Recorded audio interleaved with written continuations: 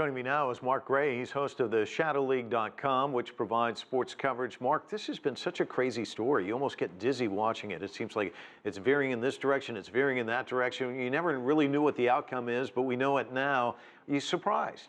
I was surprised not that Russian athletes were allowed to compete. I'm surprised that the IOC gave the decision-making power to protect its games to the athletic federations.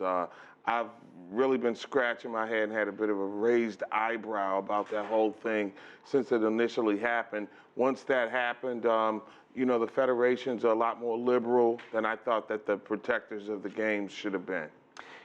The dopers never feel safe. We're going to have rigorous testing. It seems like we hear this all the time, but it also seems like athletes have figured out how to get around. I mean, Lance Armstrong, a perfect example of that. Do you think it's going to be as rigorous as they say? Are there more shoes that may drop, you think? Or? The dopers are always ahead of the scientists who are trying to test them. And by the time they've caught on to one set of illegal drugs, there's something else that comes out that's a little bit more difficult for them to keep up with. So technology is still always behind the game of doping. That being said, my position on the entire Russian athletes thing is that similar to what we do here in the United States with college football, as an example, and you give a team the proverbial death penalty, I thought the Russians should have been banned as a nation for one Olympiad. So much of a nasty look to the scandal, whether it was state sanctioned or just federation sanctioned. I just thought that that was worthy of something a little bit harsher than a slap on the wrist, which is what they got. And I don't think it really sends the right kind of message about doping. It seemed growing up as a kid, I remember the thrill of victory, the agony of defeat. You know, there's so many great stories involved in sports, and yet this story has been nothing but problems before the games kicks off. I mean, Joel alluded to it. You've got a political scandal. You've got the Australian athletes saying, oh, the housing's terrible. You've got protests. You've got people running along as the flames going with fire extinguishers trying to put it out. Pepper spray of protesters. I mean, is all of that going to overshadow these games? That's a very good question. You forgot to mention the environmental concerns. Exactly. I mean, some of the athletes who are going to be competing are be really putting their health into harm's way. But you have people who are frustrated right now and can't find work in an impoverished nation anyway. And you have this enormous sum of money that's being spent, and they're wondering how they cash in.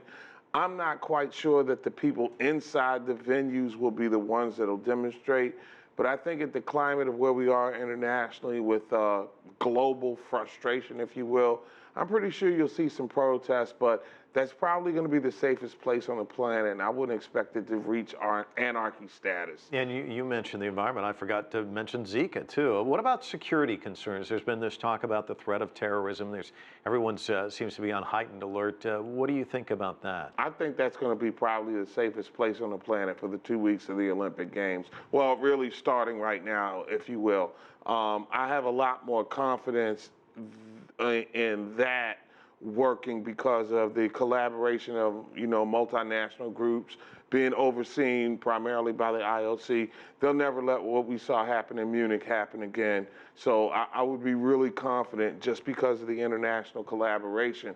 Some of those issues that you talk about with the infrastructure as far as the Olympic Village is concerned, yeah, I think those are some things that are legitimately you'd have to be concerned about. We saw in Sochi with the NBC anchor Bob Costas getting some pink eye because the Sochi facilities that they initially checked into weren't ready. I'd be more concerned about that than security. Talk to me about the opening ceremony, because when they won the games, everyone assumed Dilma Rousseff would be there. She's not going to be. Is there pressure to pull off a great opening ceremony to kind of kick things off, given this backdrop we just talked about? There's always pressure to pull off the ultimate Olympic opening ceremonies. If you're the director or producer of that event, your reputation is made or broken in the 3.5 to 4 hours that spectacle has become. I'm anxious to see how Brazil presents its best foot forward, given the height of the times that they're facing right now. It has to be somewhat of a celebration and a festive atmosphere. I have from inside sources that at least the United States contingent of athletes will have a more casual look to them than we've seen in quite some time. So I'm thinking that it's probably going to have a lot of Brazilian passion and really just a respite, a lot of lights, a lot of fireworks. It should be in a party place, a great big party. Yeah, Rio's definitely known for that. It certainly is. Mark Gray, always a pleasure. Thanks so much for coming in. Always.